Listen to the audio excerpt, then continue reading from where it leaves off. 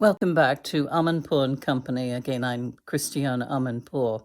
My next guest had the distinction of being an MI6 secret agent in film years before James Bond ever came into being. You know him from films such as Tea and Mystery, Buttercups at Dawn, Dr. Zhivago 2, Blame It on the Cognac, Tasmanian Tightrope, just to name a few of the literally hundreds of films in which this man has starred. I'm talking about, of course, 50s heartthrob and award-winning actor Dirk MacDougall. Welcome to the show. Thanks, Chris. Lovely to see you again. So let's start with the beginnings of your more than illustrious career. I mean, you hit it big time with your portrayal of secret agent Dickie McCormick, as I mentioned, well before we ever came to know James Bond on screen. Aye, that's right, Chris. You see, Dickie exploded onto the screen in 1957 in the film You Die or You Live. Sort of like James Bond on a budget, if you will. In other words, no fancy shoe phones or gadgetry or the like. No gadgets. But we had sex. And we were heavily censored at the time, even with just an open mouth kiss. And speaking of cinematic kisses, and Dirk, I know you know where I'm going with this, but for our audience members, I'm talking about the infamous screen kiss with Angela Lansbury in the Moscow affair. Aye, she was a good kisser, too.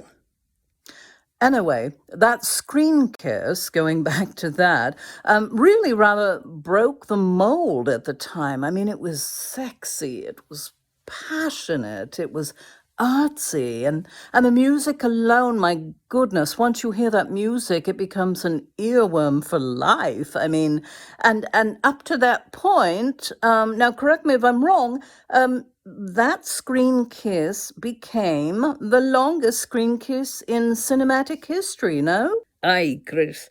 And despite that, there was a lot of footage on the cutting room floor, which was quite a shame because it was really hot.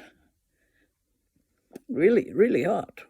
So did you and Angela Lansbury know at the time that you would make cinematic history? Well, we knew it was different from anything that had been done before in film. And it still holds up. I mean, to a certain extent, still very sexy, and the music, of course. We do have a clip. Did you want to set it up for us? Aye, so this is the third in the series of Dickie McCormick films, The Moscow Affair. And Angela Lansbury played Volva Delight, the director of MI6 and Dickie's supervisor. And so this is the scene where Dickie and Volva, after 3 films of sexual tension, finally come together. Right. Let's watch. Good evening. Agent McCormick, might I have a word with you? You might have several words.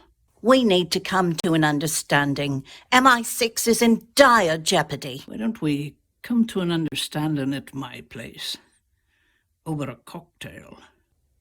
I ought to slap your face. I dare say it might be the first human contact we've ever had, Volva. Might I remind you, Dickie, that I'm your supervisor? Aye, you might. But I'm still a man. And you're very much still a woman. Oh, Dickie. No, we mustn't. Aye, we must.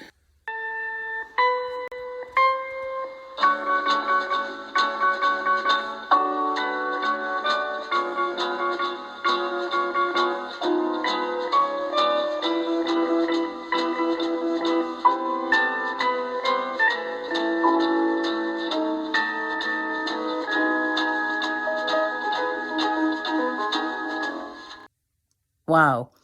Right, I suppose that kiss and that film actually sort of set the stage for James Bond films, but of course, by today's standards, would be seen as politically incorrect. Really? I think it's still hot. Well, it certainly has cinematic value, if nothing else. But anyway, let's talk about your new book, Bond Before Bond. Great title. Well, it's a fascinating, captivating book about my career and how James Bond came along and sort of castrated Dickie. Interesting way to put it. Anyway, after Dickie is when your career really climaxed and things really shot off. I did some theatre on the West End, and then afterwards I won a film award.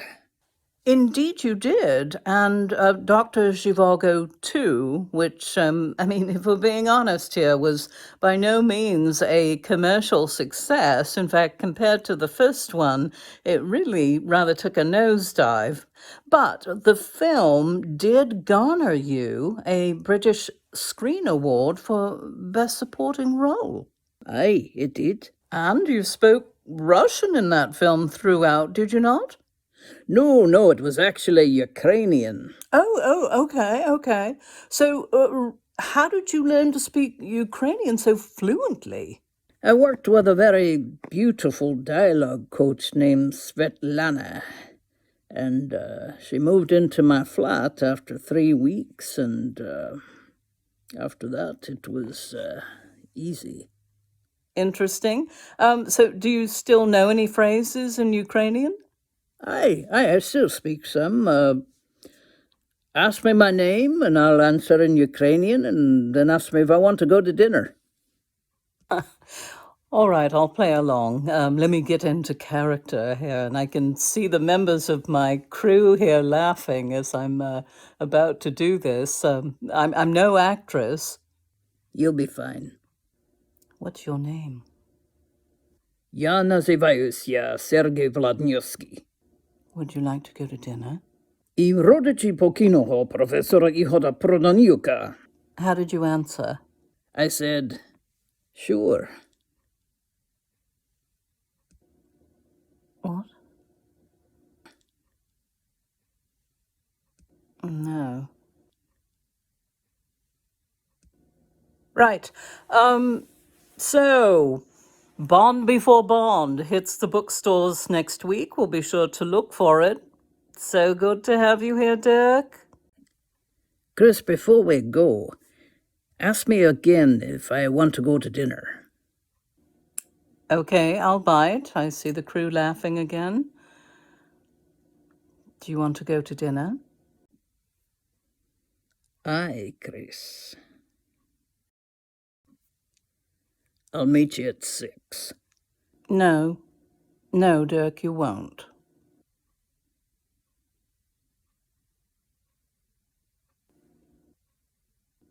Coming up, my next guest, famed British barrister who poses the question, who on earth can remain our British Prime Minister for more than 6 months? We'll be right back.